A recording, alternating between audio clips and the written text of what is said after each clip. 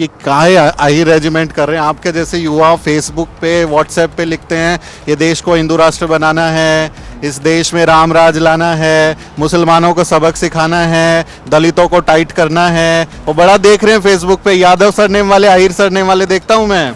आप ये क्या आंदोलन छेड़ दिया आप? हम अपना हक मांग रहे हैं, चाहे आहिर रेजिमेंट की बात हो, चाहे आरक्षण की बात हो। हम तो कहते हैं जिसकी जितनी संख्या बारी उतनी उसकी हिस्सेदारी। आप अहीर और यादव जातियां बहुत ज्यादा हिंदू हैं, बहुत ज्यादा हिंदुत्व के भी फोल्ड में हैं। लेकिन अगर ऐसा हो जाए, हिंदू तो नहीं, एक भारत समाज बने, एक राष्ट्र बने भारत रूप, ना कि हिंदू रूप। मैं हिंदू रूप का भी समर्थक नहीं हूँ। भारत में कई मसलों के लिए आंदोलन होते हैं। कोई रोजी रोटी के लिए आंदोलन करता है, कोई महंगाई के खिलाफ आंदोलन करता है। पिछले दिनों शाहीन बाग आंदोलन देखा जो CNRC के खिलाफ था, और उसके बाद किसान आंदोलन भी देखा। लेकिन इस वक्त हरियाणा के गुड़गांव में खेड़कीदोला टोल प्लाजा पर एक आंदोलन हो रहा है, और इस आंदोलन की जो मांग है वो भारतीय सेना में जो थल सेना है वहाँ आहिर रेजिमेंट की मांग को लेकर है कि आहिर रेजिमेंट खासकर जो यादव जाति से आने वाले लोग हैं उनकी एक रेजिमेंट बनाई जाए। क्या मांग है, क्यों ये मांग की जा रही है, क्या सरकार इस मांग को मानने वाली है, ये आंदोलन कब शुरू हुआ, इस सब पर हम बात करेंगे। हमारे साथ में डॉक्टर सतीश यादव हैं जो कि यादव महासभा हरियाणा के अध्यक्ष हैं और इस आंदोलन में सक्रिय हैं। डॉक्टर साहब, मेरा पहला सवाल तो यही है कि आंदोलन जो है आप लोगों ने कब से शुरू किया और अभी कितना वक्त हो गया, इस दौरान आंदोलन कहाँ तक पहुँचा है? हमने आंदोलन एक्चुअली ये किया था 2018 में शुरू। तब हमने अनिश्चितकालीन धरना रखा था, और उस टाइम ये था कि कुछ बच्चे हमारे धरने पे बैठे थे, अरुण यादव और उनकी पूरी टीम, और वो धरना अब 18-20 दिन तक चला था। लेकिन बच्चों की तबीयत बिगड़ने की वजह से उसको स्थगित करना पड़ा, और हमने फिर ये सोचा कि इसको ऐसे नहीं, हम शांतिपूर्ण आंदोलन शुरू करेंगे। और जैसे हमने शुरू करने की सोची, इलेक्शन आ गए, उसके बाद में कोरोना काल आ गया। तो उसके दौरान हमने क्या किया कि गांव-गांव में जा कर के लोगों से कांटेक्ट किया और उनको अपना एक्टिव मेंबर बनाया, और 4 फरवरी से हमने आंदोलन शुरू किया। 4 फरवरी से आप यहाँ बैठ गए? यहाँ बैठ गए। 4 फरवरी को जैसे ही बैठे तो आपने देखा होगा कि पूरे ये खेड़कीदोला टोल प्लाजा के चारों तरफ यहाँ पूरा जाम हो गया था, और काफ़ी अखबार मीडिया में भी आपने सुना होगा। उसके बाद हमने 13 फरवरी को एक मीटिंग बुलाई ताकि ज़्यादा से ज़्यादा लोग जुड़ सके। फिर हमने ऐलान किया कि भाई 23 मार्च को हम शहीदी दिवस मनाएंगे, जो शहीदी दिवस हर साल मनाया जाता है। उस वक्त हमने ज़्यादातर जो हरियाणा और के डिस्ट्रिक्ट्स थे, NCR के लोग थे, उन सबको इकट्ठा किया। राजस्थान तक के लोग, वही नहीं बल्कि देश भर से लोग हमारे पास आए, और लाखों की तादाद में यहाँ लोग इकट्ठे हुए। और उसका नतीजा ये रहा कि पूरी जो व्यवस्था थी वो चरमरा गई थी, गुड़गांव की ट्रैफिक व्यवस्था। और सबसे बड़ी बात ये रही कि शायद ही कोई ऐसी स्टेट थी जिससे आदमी यहाँ पर नहीं पहुँचा था।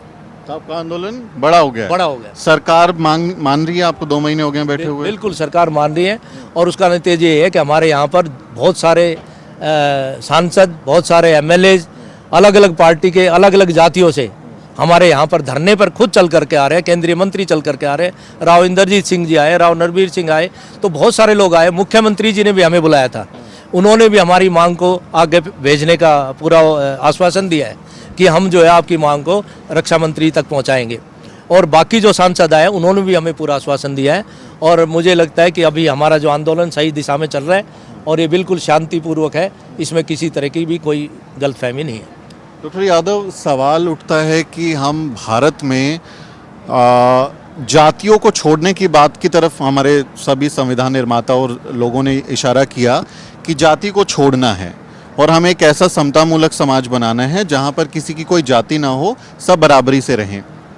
ऐसे वक्त में यादव जो लोग हैं वो आहिर रेजिमेंट की मांग कर रहे हैं। ये आपके ऊपर आरोप लगता है कि जातियों की रेजिमेंट बना के क्या करेंगे आप, तो फिर बंटवारे की राजनीति कर? नहीं, मैं आपको बता दूं, आज़ादी से पहले से लेकर के हमारे जो यादव समाज का योगदान रहा है, चाहिए तो देश को ये था कि जैसे आज़ाद हुए तो हमें उसी वक्त आहिर रेजिमेंट दे देनी चाहिए थी, लेकिन उस वक्त हमें नहीं मिली। और आज़ादी के बाद भी हमारे लोगों का जो योगदान रहा है, आप देखो 65 की जो लड़ाई थी उसका जो योगदान था, वो आज तक ऐसी लड़ाई पूरे वर्ल्ड में कहीं नहीं हुई, जहाँ सिर्फ 124 हीरो ने 1500 चीनीज को मार गिराया था और 1500 को भगा दिया था। तो ऐसा योगदान आज कांगला शायद 1962 में हुआ था। 1962 में तो ऐसा युद्ध किसी ने आज तक धरती पे नहीं देखा। तो इस तरह के जो योगदान रहे हैं, बाकी कोई भी लगा लो, 71 वार लगा लो, उसके बाद अक्षरधाम में लगा दो, पार्लियामेंट अटैक लगा लो, सब जगह सब हमारा योगदान रहा है। कारगिल का युद्ध लगा लो जिसमें इतने सारे यादव शहीद हो रहे हैं। तो हम सिर्फ मान सम्मान की लड़ाई है, बात जाति की नहीं है कि जो मान सम्मान हमें मिलना था वो हमें अब तक नहीं मिला है। बात इस बात की है, जाति की बिल्कुल बात नहीं है कि हमारे वीरों को, हमारे शहीदों को एक मान सम्मान मिलना था, वो हमें मिलना चाहिए। लेकिन बाकी जैसे जो रेजिमेंट हैं अंग्रेज़ों के ज़माने में शुरू हुई, चाहे वो राजपूत रेजिमेंट हो, गोरखा रेजिमेंट हो, बलोच रेजिमेंट हो, तमाम रेजिमेंट बनाए। आज़ादी के बाद फिर वो ऐसे कैरी फॉरवर्ड हुए, लेकिन उनमें कोई भी जाति का आदमी जा सकता है। तो वो सिर्फ नाम रखा हुआ है, जा तो कोई भी सकता है ना, वहाँ पे यादव भी जा सकते हैं। नहीं, ये बिल्कुल गलत है, क्योंकि अगर अहिर रेजिमेंट बन जाती है तो हमारे अहिर के बच्चे जो है उनको उसमें जाने का मौका मिलेगा, और देश के लिए तो बड़े गौरव की बात है। अब क्या हो रहा है कि हमारा बच्चा शहीद भी हो रहा है, लेकिन उसके कंधे पे कुछ और लिखा हुआ है। तो ये इस तरह की जो चीज़ें हैं वो समाज चाहता है, और वही हमारी डिमांड है कि हमारा बच्चा तो शहीद हो रहा है लेकिन उसके कंधे पे कुछ और लिखा हुआ है। तो ये मान सम्मान की बात है, बात उस दूसरी नहीं है कि हम कोई जातिगत कोई वो।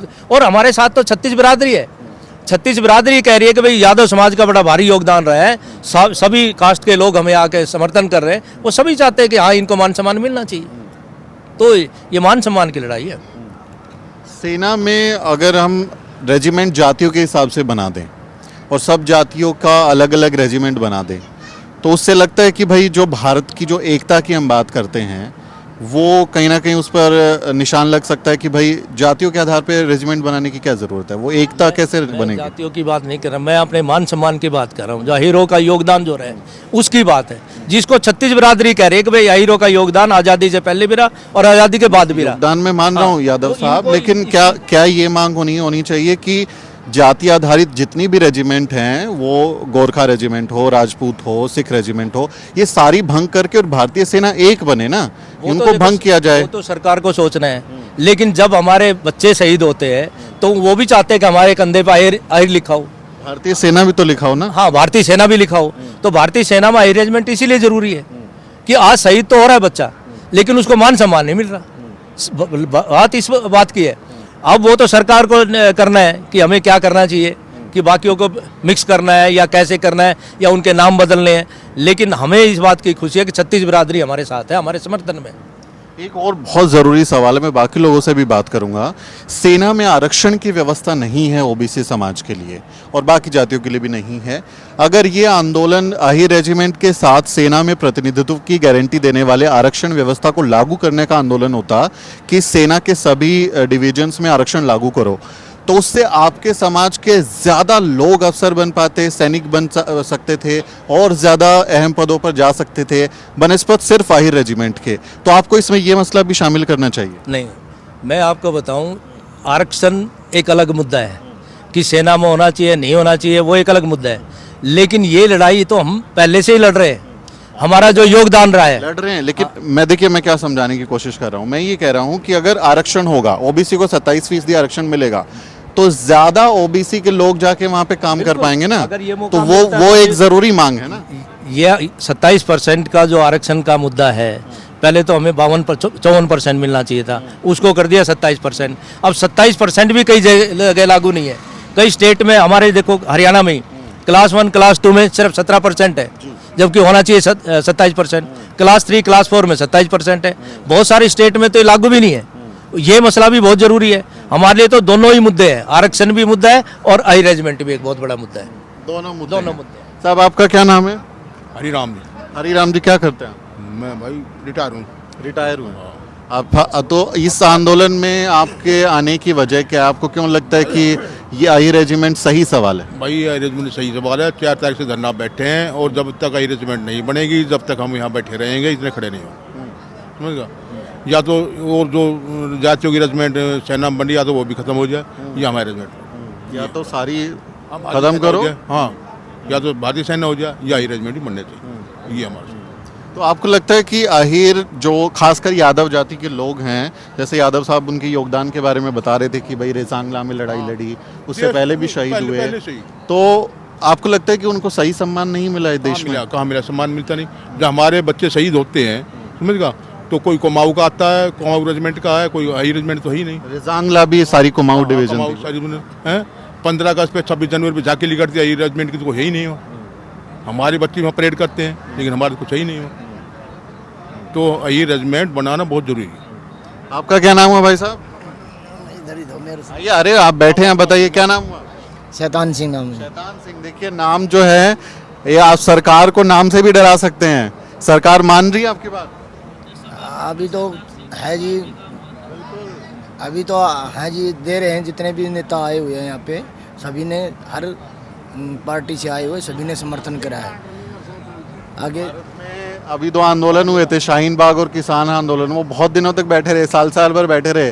सरकार बहुत लेट मानी, शाहीन बाग पे तो मानी नहीं। आपको लगता है आपके आंदोलन से मान जाएगी? मानना पड़ेगा सरकार को। जब तक हाई रेजिमेंट नहीं बनेगी तब तक हम नहीं उठेंगे, और सरकार को ये बात माननी पड़ेगी। हाँ जी। उनका कहना है कि सरकार बनेगी। साहब आपका क्या नाम हुआ? Ram Singh, x chairman. अभी यादव महासभा से? जी। चलिए, ये हाई रेजिमेंट से जुड़े हुए सवाल मैंने बहुत पुख्ता सवाल पूछे हैं, जो जरूरी सवाल थे। अब मैं एक और सवाल लेता हूँ। आप अहीर और यादव जातियाँ बहुत ज़्यादा हिंदू हैं, बहुत ज़्यादा हिंदुत्व के भी फोल्ड में हैं। आपको लगता है कि भारत की जो आज की जो राजनीति है, अहीरों को सम्मान, प्रतिनिधित्व, वो जो चाहे जुडिशरी में हो, ब्यूरोक्रेसी में हो, उसमें ना दे के हिंदू बना दिया है ज़्यादा? देखिए जी, ये तो सेंटर की या सारे देश की बात, लेकिन अगर ऐसा हो जाए, हिंदू तो नहीं, एक भारत समाज बने, एक राष्ट्र बने, भारत रूप, ना कि हिंदू रूप। मैं हिंदू रूप का भी समर्थक नहीं हूँ। एक भारत राष्ट्र बने। यही तरह इस मिलिट्री की बात है, जो अनशन पर हम बैठे हैं यहाँ, इसका भी यही अर्थ है। अगर सबका ही ख़त्म कर दें और एक भारतीय सेना ही रह जाए तो कोई बुराई नहीं। कोई बुराई नहीं। लेकिन ये दुख हमें यहाँ आ रहा है। आज़ादी की लड़ाई से पहले 1857 की एक लड़ाई हुई थी, राव तुलाराम ने लड़ी थी मिलजुल करके नसीबपुर के मैदान में, जहाँ 5000 जवान शहीद हो गए थे। आज भी वो मिट्टी लाल है उनके खून से, अगर आप चलो तो साथ। तो पहले भी इसका कुर्बानी रही, अब तो बहुत ही है। हमें ये नहीं है कि हम देश के लिए नहीं कर रहे हैं, नहीं, देश के लिए कर रहे हैं। लेकिन जहाँ ये कैटेगरी बना दी गई, अलग अलग, ये जाट, ये ब्राह्मण है, ये ठाकुर, फलाना ढिकड़ा, कई बना रखे इन रेजिमेंट। अगर रेजिमेंट अहीर जाति के नाम से बन जाए तो हमारे बच्चे और भी जोश में और देशभक्ति की भावना के साथ और भी दुश्मनों का मुकाबला करेंगे बढ़िया तरीके। आज़ादी से पहले जब दूसरा विश्व युद्ध चल रहा था तो एक महार रेजिमेंट भी थी, आपको सुना होगा आप लोगों ने। महार रेजिमेंट थी जिन्होंने सिंगापुर और उधर जाके लड़ाई लड़ी और फिर सुभाष चंद्र बोस के साथ वो मिल गए। हाँ जी, तो वो आज भी हैं हमारे यहाँ। उसके आज भी हैं, कम बचे हैं, लेकिन एक एक गांव से, वो कौन सा गांव अभी बता रहे थे आप, ये जिसमें 18 मतलब है, कोसली के पास हाँ जी, लुखी जी, है जी, 90 जो है आदमी उसमें आज़ाद हिंद फौज के 90 आदमी एक गांव से थे। तो आप उन लोगों को भी साथ मिलाने की कोशिश कर रहे हैं कि आपका आंदोलन और मजबूत हो? नहीं, सब है हमारे साथ ही। हाँ हाँ, ये नहीं, ये हमारा कोई एक छोटा जो है, पूरा यादव समाज का, पूरा देश का। अच्छा, यादव रेजिमेंट के लिए आप सब लोग लड़ रहे हैं जी। सुप्रीम कोर्ट में यादव जज हों, ओबीसी के जज हों, ब्यूरोक्रेसी में सेक्रेटरी में अंडर सेक्रेटरी लेवल पे जज हों ओबीसी के, उसके लिए आंदोलन कब करेंगे आप? प्रतिनिधित्व तो आप लोगों को है नहीं कहीं पे। नहीं, अब तो हमारी पहली लड़ाई तो आरक्षण की थी, वो एक है। दूसरी लड़ाई हमारी ये हाई रेजिमेंट की है, ठीक है। वो आरक्षण तो हमारा 54 से 27 कर दिया, ठीक है। अब ये हाई रेजिमेंट का मुद्दा, हम देश आज़ाद हुआ तब से लड़ रहे हैं, 70-75 साल हो गए। अब लोगों ने अच्छी तरह इकट्ठे हुए समझ आई है कि भाई जब दूसरे बच्चों के कंधों पे उनके नाम लिखे आ रहे हैं, उनके लिखा आ रहा है कि राजपूताना है, ये जाट रेजिमेंट है, सिख रेजिमेंट है, तो ये सबसे बड़ी बात है कि हमारे बच्चे भी है, वो देश के लिए इतनी कुर्बानियाँ दी है और आगे भी कुर्बानी देने के लिए तैयार है। तो वो भी चाहते हैं कि हमारे कंधे पर लिखा जाए। तो ये लड़ाई। ये एक मांग हुई, मैं आपकी मांग को बिल्कुल समझ रहा हूँ और सही बात है, या तो सारी खत्म हो जाए या फिर हमें कोई लोगों को ऐतराज नहीं है, प्रतिनिधित्व एक देश मिले। की एक ही रहे। हाँ जी, इंडियन आर्मी रहे, सिर्फ इंडियन आर्मी रहे, है ना। बिल्कुल। लेकिन आप चूंकि यादव महासभा से जुड़े हुए हैं और सामाजिक मसलों पे भी नजर रहती होगी, पिछले सरकार के अगर हम कामकाज देखें, चाहे वो आपके हरियाणा सरकार का हो या सेंट्रल की गवर्नमेंट में मोदी सरकार का रहा हो, ओबीसी की हकमारी बहुत ज्यादा हुई है, बिल्कुल बहुत ज्यादा। चाहे आप देखेंगे 69,000 शिक्षक भर्ती घोटाला हुआ यूपी में, योगी आदित्यनाथ ने 18,000 ओबीसी की जो पोस्ट थी उस पर सवर्णों को नौकरी दे दी, वो बीजेपी की तरफ से हुआ। उसके अलावा आप देखेंगे आपके प्रोफेसर, ओबीसी के कुल 45 सेंट्रल यूनिवर्सिटी में 9 प्रोफेसर हैं, असिस्टेंट प्रोफेसर एसोसिएट बना ही नहीं रहे हैं।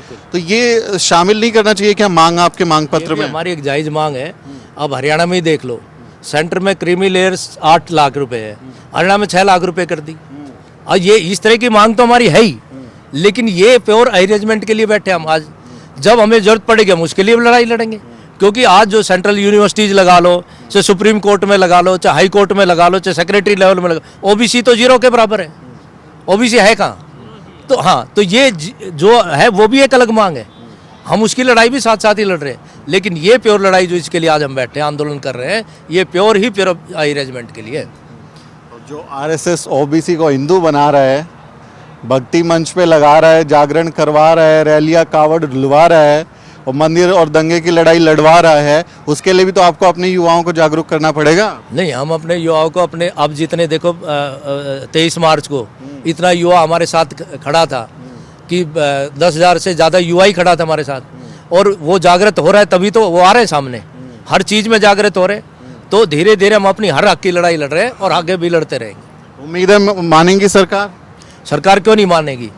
देखो, हम कोई किसी का हक नहीं छीन रहे, हम अपना हक मांग रहे हैं, चाहे वो अरेंजमेंट की बात हो, चाहे आरक्षण की बात हो।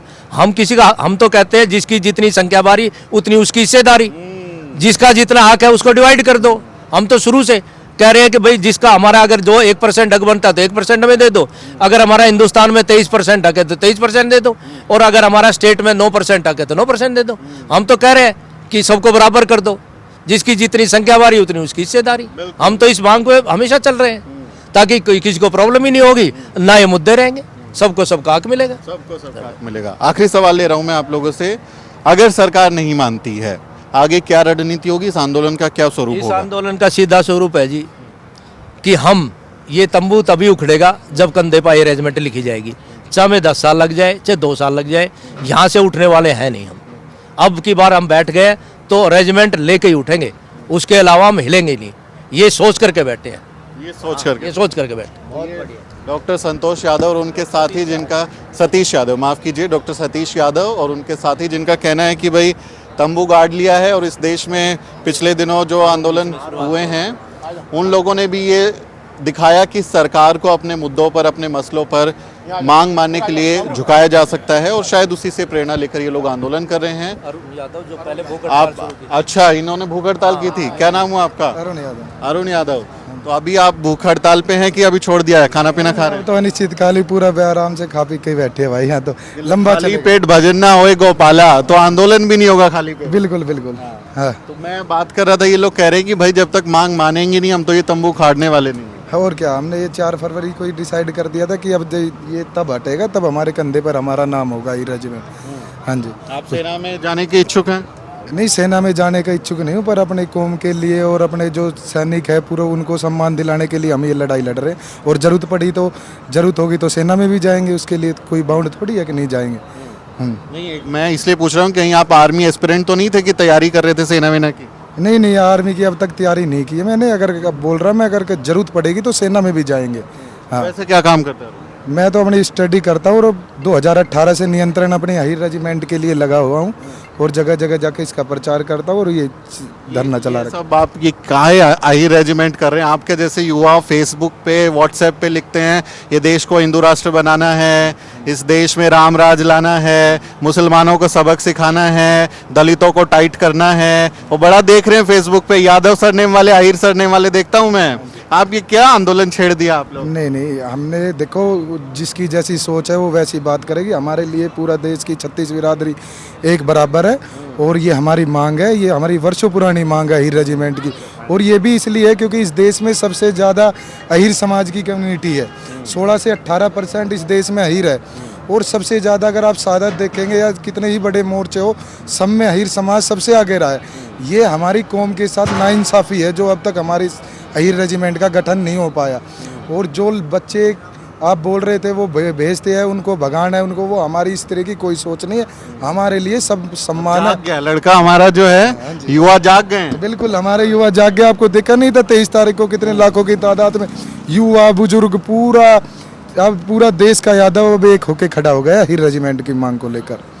चलिए, अरुण का कहना है कि देश के बाकी भी सब लोग इनके साथ में हैं। मैं इसी उम्मीद में साइन ऑफ कर रहा हूं कि अहीर रेजिमेंट के साथ साथ प्रतिनिधित्व की गारंटी देने वाले आरक्षण और सबकी जिसकी जितनी संख्या बारी उसकी उतनी हिस्सेदारी, जैसा डॉक्टर यादव कह रहे थे, वो आंदोलन भी तेज हो। ब्यूरोक्रेसी में, जुडिशरी में और तमाम मीडिया, जितने भी प्राइवेट सेक्टर है, उन सब में आबादी के लिहाज से आरक्षण लागू हो, प्रतिनिधित्व सुनिश्चित हो। क्योंकि सिर्फ रेजिमेंट से तो भला नहीं होगा जब तक सब सारे के सारे क्षेत्रों में लोग अपने वर्गों का प्रतिनिधित्व नहीं करेंगे, तब तक तो सामाजिक न्याय की गारंटी नहीं मिलने वाली। इस अहीर रेजिमेंट की मांग को लेकर और यहाँ जो मौजूद लोग हैं उनका जो कहना है उस पर आपकी क्या राय है वो कमेंट में ज़रूर लिखें और अपनी राय दें कि क्या अहीर रेजिमेंट, महा रेजिमेंट की मांग जायज़ है या फिर देश की सभी जो रेजिमेंट हैं उनको भंग करके और सिर्फ भारतीय सेना एक ही स्वरूप में काम करे। उस पर अपनी राय दें और हमारे चैनल को सब्सक्राइब करें। मेरा नाम सुमित चौहान है और इस वीडियो स्टोरी में मेरी मदद कर रहे हैं मोहित कुमार। फिर किसी वीडियो में मुलाकात होगी आपसे।